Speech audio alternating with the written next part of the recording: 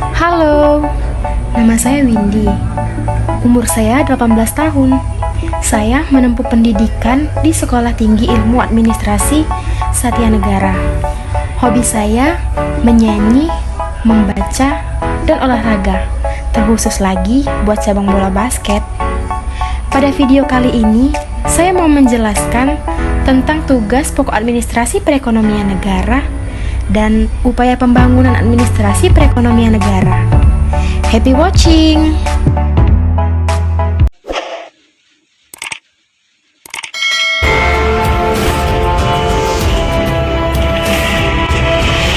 Di sini, saya akan membahas tentang tugas pokok administrasi perekonomian negara dan upaya pembangunan administrasi perekonomian negara.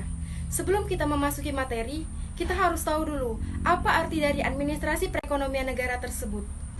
Administrasi negara ini juga bisa diartikan sebagai suatu proses pembangunan dan penyelenggaraan urusan-urusan perekonomian negara secara teknis dan tertentu. Masuk ke materi yang pertama, yaitu tugas pokok administrasi perekonomian negara. Tugas pokok administrasi perekonomian negara berarti kewajiban individu atau kelompok agar berjalannya suatu proses yang mempunyai tujuan tertentu.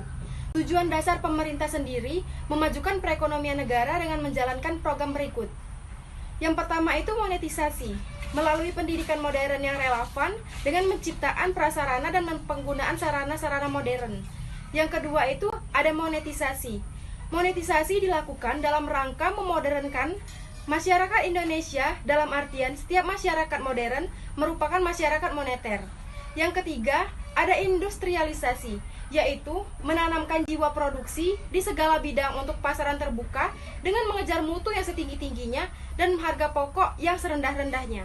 Yang keempat itu ada klasifikasi, standarisasi, normalisasi dari bahan barang teknologi untuk pengembangan normen. Yang terakhir, otomatisasi, komputerisasi, dan robotisasi yang dalam kata lain tidak mungkin lagi dilakukan oleh tenaga manusia secara efektif dan efisien.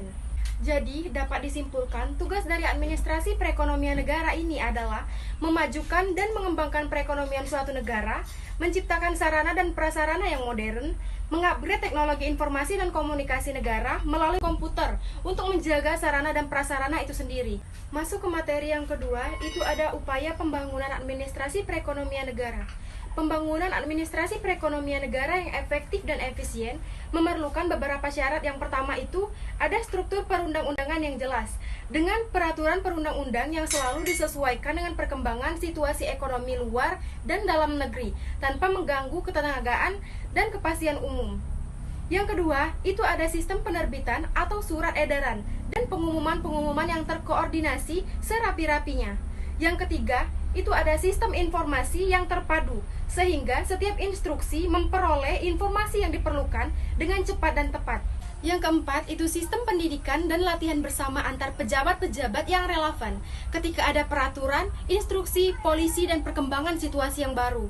Yang kelima, sistem remunerasi atau bisa disebut penghargaan material, khusus bagi pejabat-pejabat yang harus banyak meluangkan tenaga, biaya, waktu untuk menunaikan tugasnya. Jadi, upaya yang bisa kita lakukan sesuai dengan syarat-syarat tersebut adalah yang pertama itu kita harus melihat teknologi terlebih dahulu dari dalam maupun luar negeri.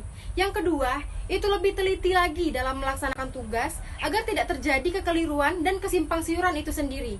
Yang ketiga, menjaga dan meningkatkan lagi sarana dan prasarana dalam negeri. Yang keempat, memberikan suatu penghargaan untuk orang-orang yang sudah memberikan tenaganya sebagai bentuk antusias untuk meningkatkan mutu kerja yang lebih baik lagi. Nah, mungkin itu saja yang bisa saya sampaikan. Semoga bermanfaat untuk kedepannya lagi. Terima kasih.